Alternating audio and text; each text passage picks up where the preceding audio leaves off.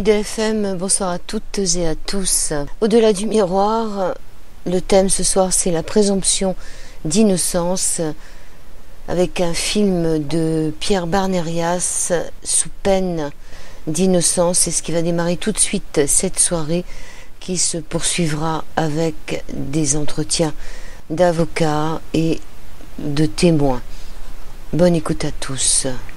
Pierre Barnérias, que nous avons déjà eu sur cette antenne au sujet d'un film qui s'appelle toujours M, comme Marie ou le troisième secret de Fatima. C'était il y a 2 ans, Pierre.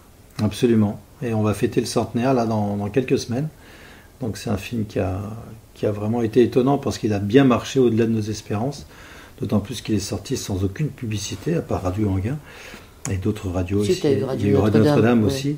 Mais ça a été vraiment un beau parcours. Je m'en rends compte d'autant plus facilement aujourd'hui. C'est que quand je vois toutes les difficultés qu'on a à sortir un film qu'on a mis 12 ans à faire quand même, qui est Sous peine d'innocence, je me rends compte que M a été vraiment un vrai petit miracle, quoi, dans l'univers de la production et de la distribution cinématographique. Il est resté combien d'années à l'affiche? Quasiment 2 ans. À Saint-André-des-Arts. 2 ans au Saint-André-des-Arts. Et là, il va ressortir à l'occasion du centenaire, peut-être dans près de 80 salles, qui vont faire une diffusion, soit le vendredi, soit le samedi, soit le dimanche. Du centenaire des apparitions de Fatima. Donc voilà, et il y aura quand même plusieurs millions de personnes sont attendues à Fatima, dont le pape François qui sera là. Et tu vas y aller? Et non, je n'y serai pas. Je pars la semaine prochaine à Fatima pour Pâques. Mais je pense que tout est plein depuis quasiment 1 an. Ah ouais. Donc voilà, il n'y a plus de place. Alors là, c'est pas pour ce film-là qu'on est ensemble maintenant, c'est pour... Sous peine d'innocence. Sous peine d'innocence. Donc 12 ans, c'est ce film que tu as mis 12 ans à faire. Et donc c'est un film qui passe aussi pour l'instant au Saint-André-des-Arts, mais pas tous les jours, donc c'est à vérifier. Et c'est l'histoire d'un homme. Ça se passe aux États-Unis, à New York exactement, avec des super couchers de soleil sur une ville qui est magnifique. Tu as réussi à filmer des buildings avec au pied des petites maisons, même pas très proprettes, c'est-à-dire on se dit c'est quoi, c'est des ateliers, c'est quoi, ça sent l'ancien New York, je sais pas. C'est dans quel quartier? C'est le quartier de Brooklyn. Brooklyn. Voilà, non mais on a filmé un petit peu partout New York, dans différents endroits pour donner justement avec des timelapses, c'est-à-dire des images qu'on accélère pour donner cette sensation du temps qui passe et de l'éphémère également pour un petit peu appuyer sur cette notion qui est une notion, surtout quand vous êtes condamné à tort, comme c'est le cas dans cette affaire-là. C'était pas évident d'essayer de trouver un moyen pour donner cette notion, rendre compte de cette notion du temps qui passe. Alors, condamné à tort, ce monsieur, cette histoire, tu as été au courant comment? À l'occasion, je travaillais justement pour TF1 sur un reportage sur une maison de réhabilitation pour prisonniers en fin de peine qui était dirigée par un grand par ce qu'il fait, parce que c'est quand même énorme ce qu'il a réussi à monter dans le Bronx. Il a monté une maison donc pour aider les prisonniers en fin de peine à rebondir et à mieux se réinsérer par la suite. Cette maison s'appelle la Maison d'Abraham. Il était aidé à l'époque par 3 religieuses belges, par des sœurs belges, qui ont fait un travail exceptionnel, à savoir que dans cette maison, il n'y a quasiment jamais eu de récidive, alors que les taux de récidive aux États-Unis pour les prisonniers en fin de peine, c'est entre 90 ou 95%. Et là, il y avait 1% de récidive, donc un travail colossal. Et au cours de ce reportage, j'ai découvert l'existence d'un prisonnier qui, lui, était toujours derrière les barreaux. Et ce prisonnier, on m'a raconté son histoire. Une histoire invraisemblable, parce que ce prisonnier pourrait être libre depuis des années, à une condition, c'est qu'il reconnaisse un crime qu'il n'a toujours nié. Donc il était uniquement en prison parce qu'il refusait de mentir, en quelque sorte. Donc c'est l'aberrance. C'est-à-dire qu'il avait eu 15 ans, une peine de 15 ans. Voilà. qu'il avait faites, et au moment de sortir, il devait passer devant une commission pour avouer ses...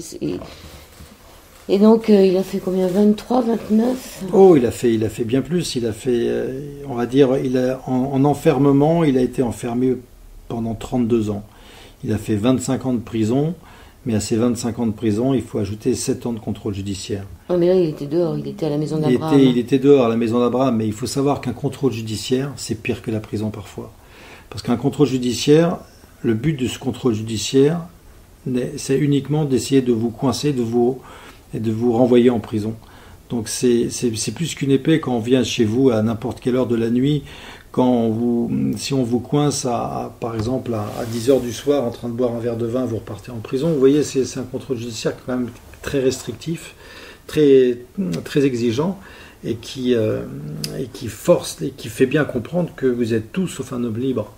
Donc moi j'ai eu plusieurs fois Severino qui était anéanti, parce que par exemple quand il devait aller demander quelques jours pour pouvoir aller visiter son fils qu'il n'a pas vu grandir pour la période de Noël, bon, on lui donnait quoi? On lui donnait 3 jours, 4 jours, parce qu'il n'habitait pas dans le même état. Vous voyez, c'est quand même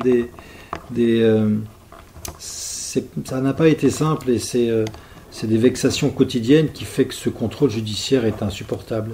Et lui, il avait une paix, il a affronté ça d'une façon vraiment incroyable, en acceptant toutes les injustices qui lui sont tombées dessus, parce qu'il n'y a pas seulement l'injustice d'être condamné à tort, mais il y a aussi d'autres injustices. Donc tu rencontres Severino, tu le rencontres... en prison. En prison, mais pourquoi tu as été voir la maison d'Abraham déjà? Comment ça se fait que tu t'es retrouvé dans cette maison d'Abraham, qui est un centre de réinsertion, comme tu dis? C'est grâce en fait, à ma chère mère, qui avait lu un article dans une revue, je crois une revue religieuse, qui parlait de cette maison d'Abraham, qui avait été donc créée par cet aumônier français, qui s'appelle le père Pierre Raphaël, et qui avait monté dans le Bronx donc une maison pour réhabiliter ces prisonniers. J'ai trouvé ça intéressant, donc j'ai proposé le sujet à TF1. À l'époque, je travaillais pour toutes les chaînes dans les reportages ou les magazines, et voilà comment je me suis retrouvé dans le Bronx à filmer ces prisonniers qui essayaient de se réhabiliter.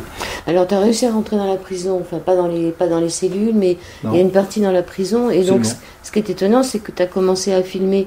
Moi j'étais avec un ami quand je suis allée voir le film, et je lui ai dit, tu te rends compte, il a quand même mis au moins, je ne savais pas combien d'années pour faire ce film, mais bon, plus de 10 ans.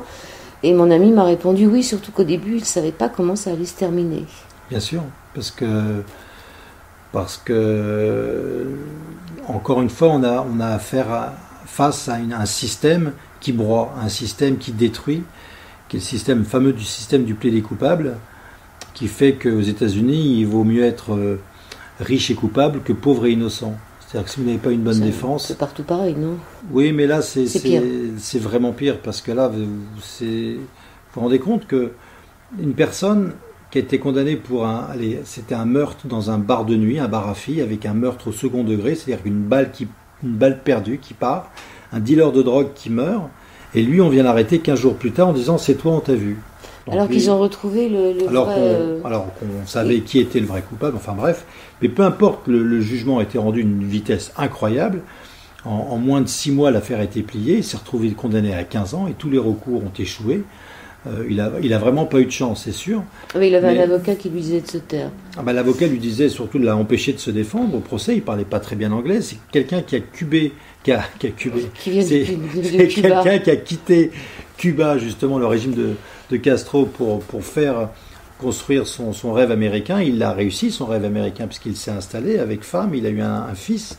Il avait installé son salon de coiffure, tout allait bien, donc il vivait son rêve américain, et c'est parce que à un moment donné, il n'a pas pu retourner à Cuba pour enterrer son père, dont il était très proche. Il était il avait une fratrie il avait 15 frères et sœurs, donc ils étaient très unis. Là, il a commencé un petit peu à avoir une vie de patachon, comme le dit le père Pierre, et donc il a commencé un petit peu à boire, à se retrouver. Il a été arrêté deux, trois fois en état avec un taux d'alcoolémie un petit peu supérieur à la moyenne, mais c'est tout. Il n'a jamais tué qui que ce soit. Il en serait bien incapable d'ailleurs, quand vous voyez le père qu'il a été. Voilà, donc il se retrouve derrière les barreaux. Moi, je peux vous assurer que pour avoir fait 10 heures de garde à vue dans les prisons du Bronx, et ben, de se retrouver du mauvais côté des barreaux quand vous n'avez rien fait, c'est violent, c'est très violent. Et j'ai découvert ce prisonnier donc 2 semaines après ma petite arrestation, parce que j'avais fait des images de vue aérienne sur un toit. Le toit d'un immeuble, qui était face à la fameuse maison d'Abraham, pour je filmais des oiseaux qui tournoyaient dans le ciel. Oui, mais on les voit. Et oui, ils sont dans le film. Et ça plaisait pas. Non, c'est pas ça, c'est que je n'avais pas le droit d'être sur un toit, le toit de cet immeuble, bon, pour des raisons qui m'échappent, mais c'est pas grave. Donc j'ai été repéré en train de filmer du haut de ce toit la maison d'Abraham, et j'ai été arrêté et j'ai passé 10 heures de garde à vue. 10 heures, c'est vraiment rien par rapport à 25 ans de prison. Donc, mais par contre, j'en garde un souvenir quand même assez violent. Et quand j'ai découvert cet homme-là 15 jours plus tard, je me suis fait une promesse que jamais j'abandonnerais cette Il ne parlait pas français, Lucie, un peu? Non, il parle pas français du tout. Et il est cubain, il est américain, bien sûr, maintenant, depuis pas mal de temps. Et voilà, donc on l'a rencontré en prison, on a fait son interview, et moi j'ai décidé d'aller jusqu'au bout de cette absurdité. Il faut bien imaginer. Donc tu y allais tous les combien? Parce que je veux dire. J'y suis allé à chaque fois tous les 2 ans. À chaque fois que c'était nécessaire, oui. J'y suis allé en 2004, après en 2006, après en 2004, 2005, 2006, 2008, 2010, 2013 et 2016. Et voilà, parce que j'avais vraiment envie de suivre ce dossier. Alors, on voit une avocate très connue dans le film. Enfin, c'est un film qui est sous-titré, hein, c'est un film en anglais qui est sous-titré, pour cause, puisque ça se passe là-bas. Et on voit une avocate très connue qui, pourtant, elle a été jusqu'à condamnée à 120 ans de prison, c'est ce que j'ai lu et qui dit que c'est pas normal, une fois qu'on a fait sa peine, quand même, d'être encore enfermé. Alors, est-ce que c'est comme ça dans tous les États aux États-Unis, ou est-ce que c'est par État qu'on décide la sortie ou pas? Alors, c'est une bonne question, mais j'ai pas la réponse. J'ai pas la réponse parce que j'ai pas creusé dans les autres États. Moi, je me suis arrêté juste à cette affaire qui est déjà tellement absurde. Mais non, là, je peux pas vous répondre. Et la prison, elle était où? Oh, il en a fait plusieurs. Hein. Il a tourné dans l'État de New York. Il a fait une dizaine de prisons. Mais toujours dans New York? Toujours dans l'État de New York, oui, absolument. Il a fait une dizaine de prisons. Vous savez, les prisons, il y a 2 millions de prisonniers aux États-Unis. Hein, c'est énorme. Hein. On enferme beaucoup aux États-Unis, mais les prisons, c'est des prisons, c'est le secteur privé, c'est du business, c'est toute une question d'argent. Pourquoi Severino, après ses 15 ans, il n'a pas pu sortir? Parce que la justice américaine voulait absolument qu'il reconnaisse sa culpabilité, qu'il dise qu'il était coupable. Et juste alors qu'il a fait sa peine, il a fait ses 15 ans, c'est déjà énorme. Donc tous les 2 ans, venez le voir en disant, écoutez, si vous dites que vous êtes coupable, c'est-à-dire que si vous mentez, vous êtes libre, et si vous dites continuez que vous êtes non coupable, vous reprenez 2 ans. Vous vous rendez compte? Cet homme-là, au nom de sa vérité, a préféré sa vérité à la liberté. C'est quand même colossal. Et il a fait des années, il a fait des dizaines, plus d'une dizaine d'années en plus. Donc c'est colossal de dire... Je connais beaucoup, au bout de 3 fois, ils craquent. Et ils auraient dit, bah écoutez... Dans le film, à un moment, il dit que la seule chose qui lui fait peur, c'est de mourir en prison. Ah, mais de toute façon, normalement, et c'est là où je dis que ce film a vraiment une portée, un avenir vraiment réel, dans la mesure où c'est la justice américaine qui à la fin plaide coupable. C'est-à-dire que parce que justement il y a eu ces 10 années de trop, plus ces 7 ans de contrôle judiciaire, donc c'est pas rien, et encore une fois il y a 12 ans de tournage derrière ce film, on montre l'absurdité du système. C'est-à-dire qu'à la fin, à la fois vous vous dites oui il est innocent, c'est obligé qu'il soit innocent, et la deuxième chose, vous dites mais ce système ne marche pas, il est caduc. Parce qu'il n'aurait jamais dû sortir de prison, puisqu'à un moment donné, il a dit, à un moment donné, la justice américaine l'a laissé sortir alors qu'il continuait de plaider non coupable. Pourquoi tout d'un coup, au bout de 10 ans, la justice américaine lève le pied? Donc oui, ça n'a pas de sens. Il passait devant une commission qui peut-être a jugé qu'ils en avaient marre, il fallait... Bah oui, donc c'est lui qui a fait craquer, c'est ça qui est intéressant. C'est que lui, par son obstination à ne pas reconnaître, et forcément, imaginez, vous êtes condamné, vous êtes condamné pour un crime que vous n'avez pas commis. Vous allez avouer un jour ce crime en disant bah oui, finalement, c'est moi qui l'ai commis. Non, mais ça j'ai compris, parce qu'en voyant le film, on se met à sa place et on se pose la question, c'est sûr que... À un moment donné... Mais en même temps, si le fait d'avouer un crime qu'on n'a pas commis, ça nous permet d'être dehors, il est quand même il est costaud. Hein. Oui, mais il est costaud, mais c'est pour ça que je dis que c'est une histoire unique, parce que je connais personne qui aurait tenu comme ça. Je connais pas une personne qui serait restée. C'est pour ça que ce personnage, encore une fois, moi je le dis, j'ai eu la chance de le rencontrer, donc je me sens, j'ai même un devoir, j'ai même une obligation, faire que ce film marche, dans la mesure où je pense que la dernière étape qui reste à franchir, c'est la reconnaissance de son innocence, et surtout...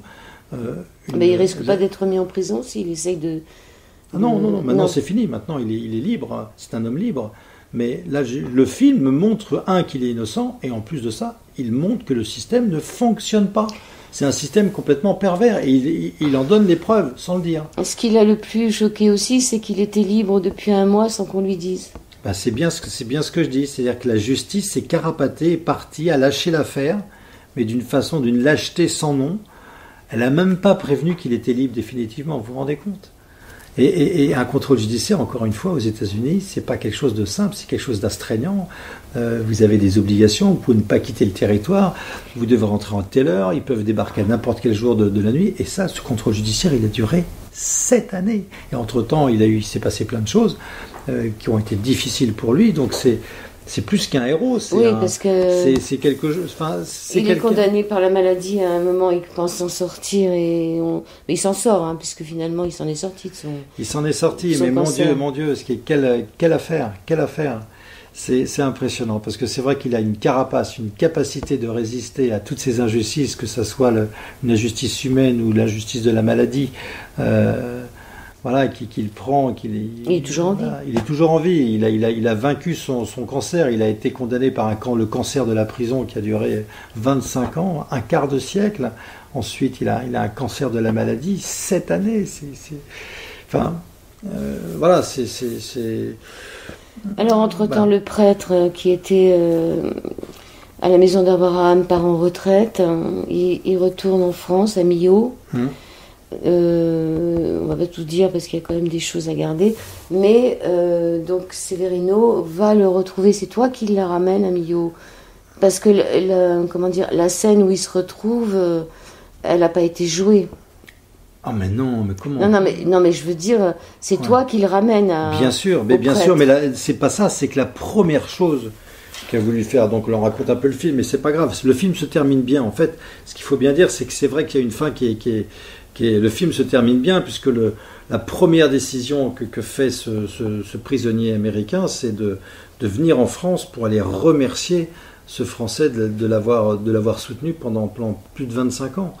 Donc voilà, moi bien sûr j'accueille Severino à Paris, et après on descend jusqu'à sa maison de retraite dans le sud de la France.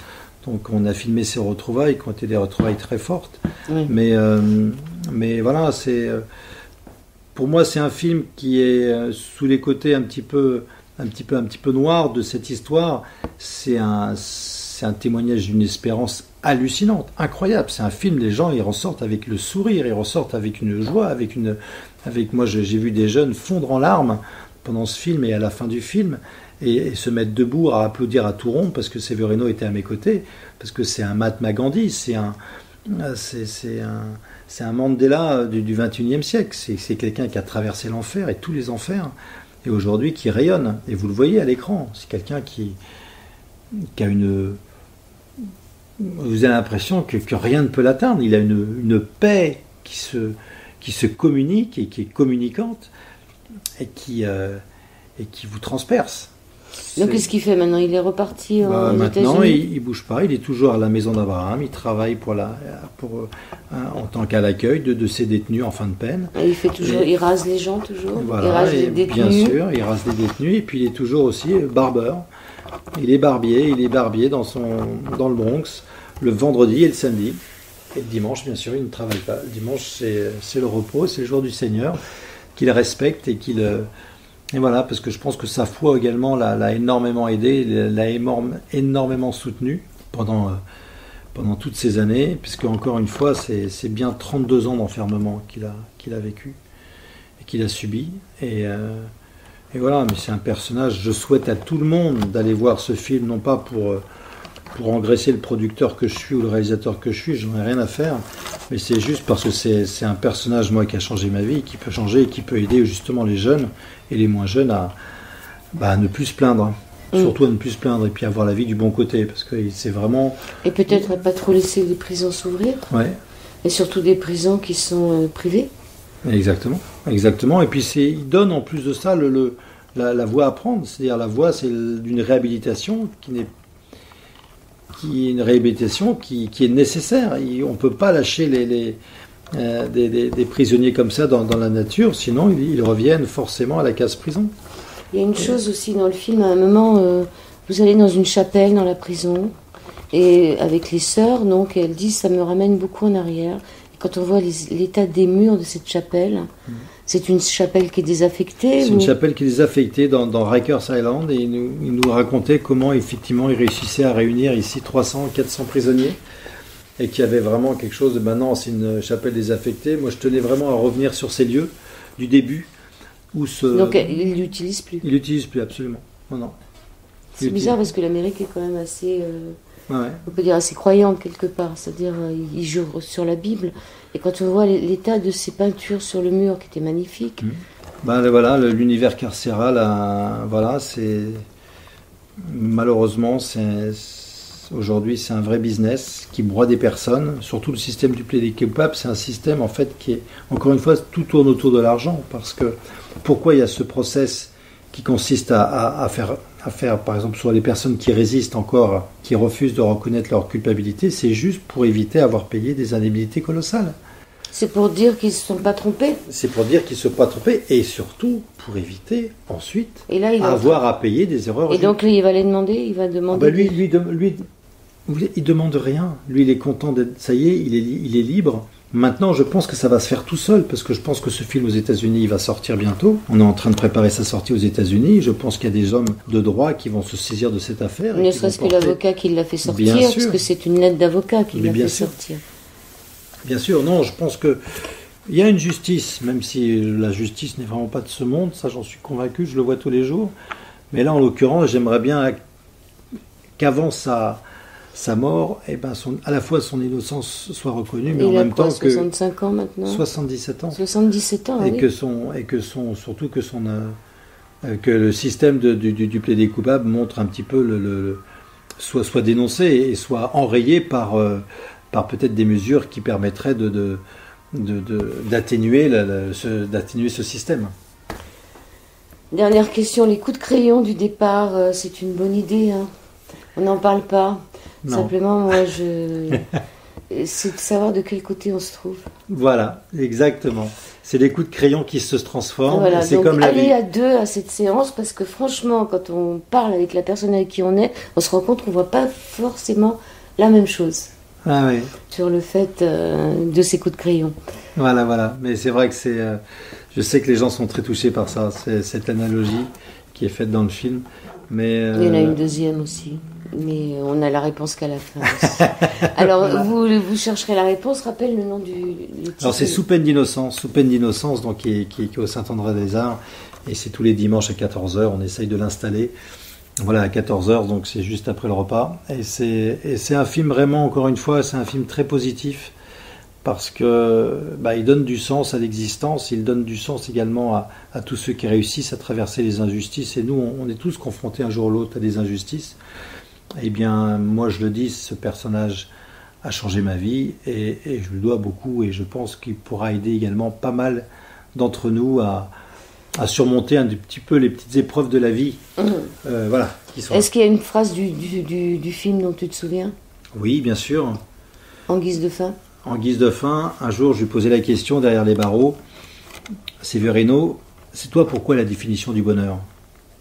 Et il me disait comme ça, d'une façon très simple, bien le bonheur, c'est de tout faire pour rendre les gens heureux. Je pense que si le monde avait conscience, ou avait... Si chacun faisait ça, c'est le monde serait en paix aujourd'hui. Ouais. Le monde serait en paix. Il est mort le vieux monsieur, non ? Non, il est toujours en vie. Parce qu'à un moment, j'ai cru qu'il allait mourir. Nous aussi. Bon, c'est bien. Il est toujours là. Il est génial, je te remercie. Merci infiniment. Écoutons la bande-annonce de ce film de Pierre Barnérias, Sous peine d'innocence.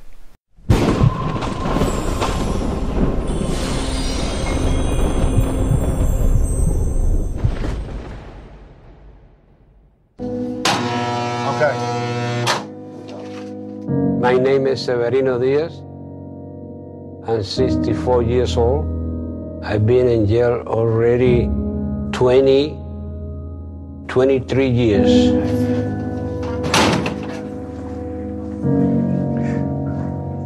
I've never heard of a murder case coming on that quickly.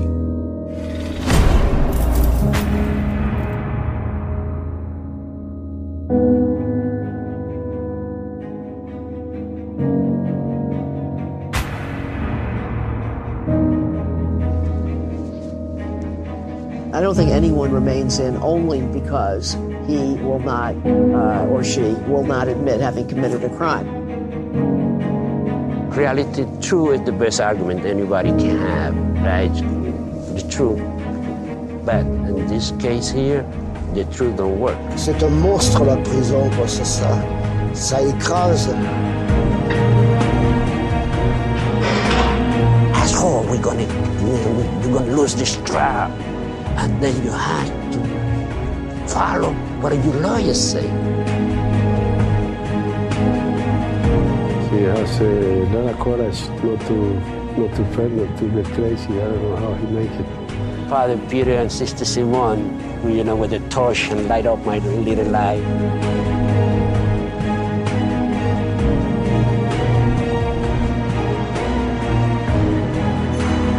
Severino doit savoir aujourd'hui s'il est libéré ou bien si ça continue.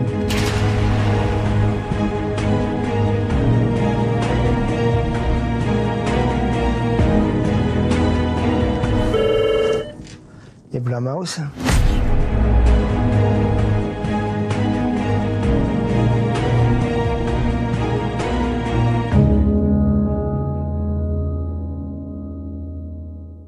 Et maintenant, quelques réactions à la sortie de la projection de ce film sous peine d'innocence. Quelques réactions de spectateurs et spectatrices. C'est un film très émouvant, qui dépasse pour moi le documentaire et qui est remarquablement bien construit et très agréable en fait à voir. C'est un film qui est passionnant parce que on y croit depuis le début jusqu'à la fin. On essaye de voir comment cet homme qui est tout seul face à un système aussi oppressant que le système judiciaire américain va s'en sortir avec de l'amour tout le temps. Et je trouve que ça, c'est magnifique. Un film très positif, un film qui fait qu'on ressort avec une formidable pêche, une foi renforcée, et qu'on est très content d'être en France et d'avoir notre système judiciaire français. Moi, les jeunes, je serais contente qu'ils voient ce film pour apprendre à dire non. Parce que ça, c'est quand même extraordinaire de payer autant pour dire non, j'ai pas tué, donc je dirais pas que j'ai tué. Ouais. Et ça me semble fort.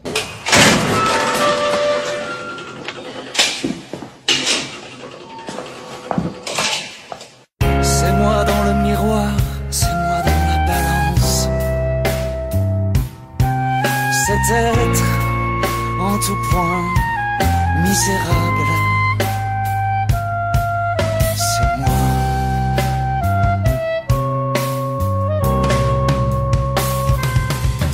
Revenons un peu en France et écoutons cette histoire, l'histoire de Loïc Séché, que je vous invite à écouter tout de suite sur l'antenne d'IDFM, sur le 98 de la bande FM, dans cette seconde partie d'Au-delà du miroir.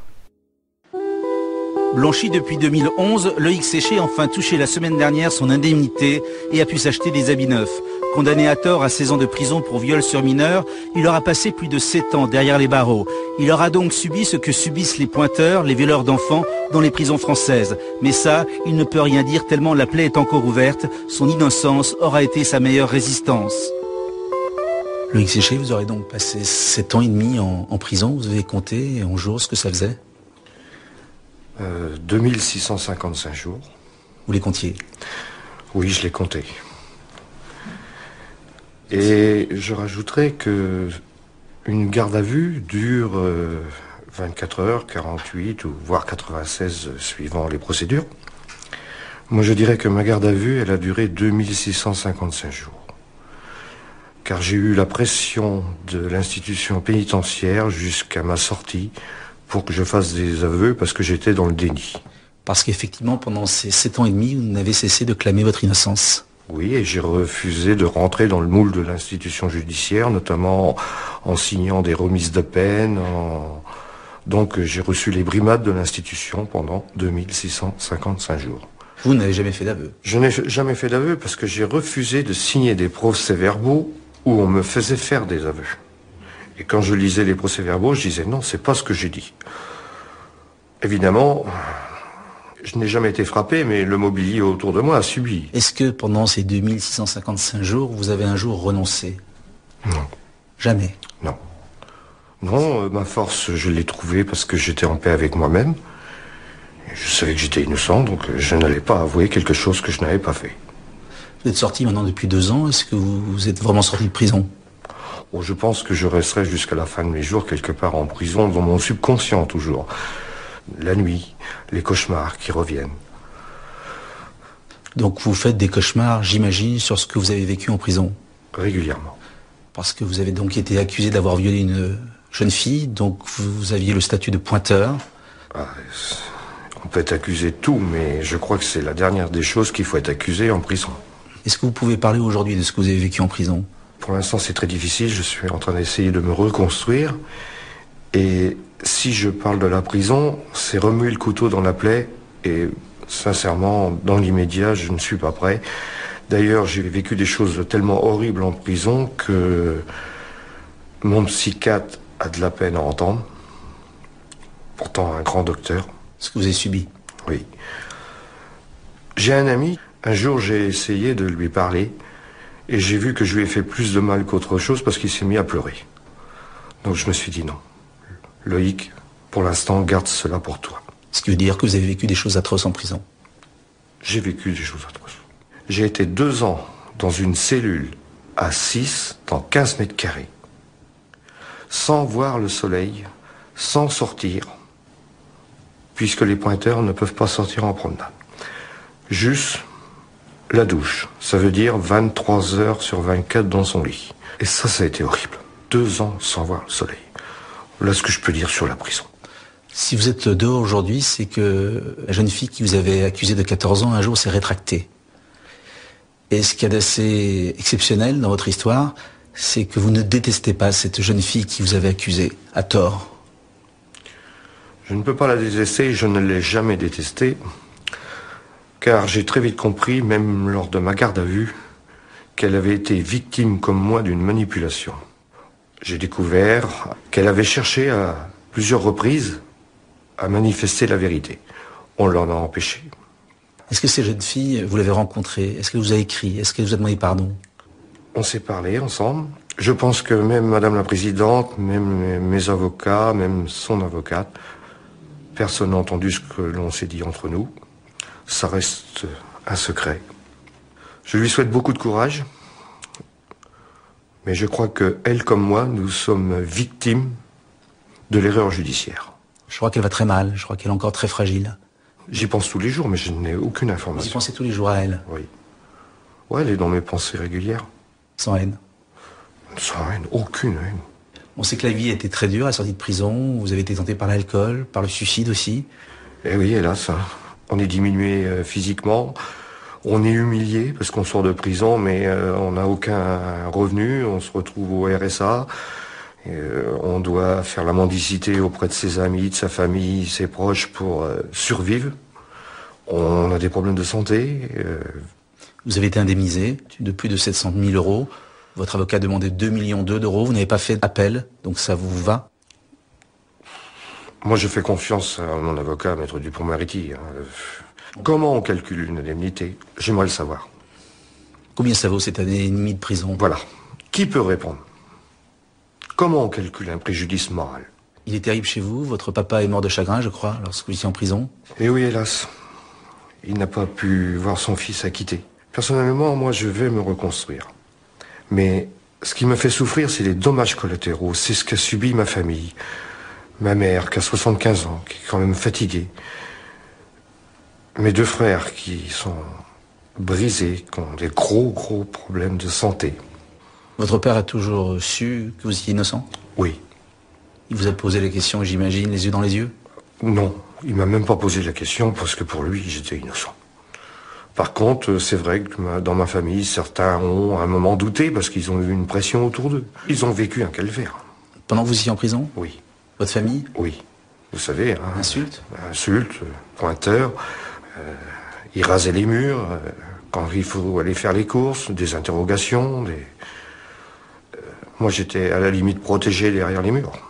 C'est un petit village, vous retournez dans ce village, comment on se comporte avec vous aujourd'hui?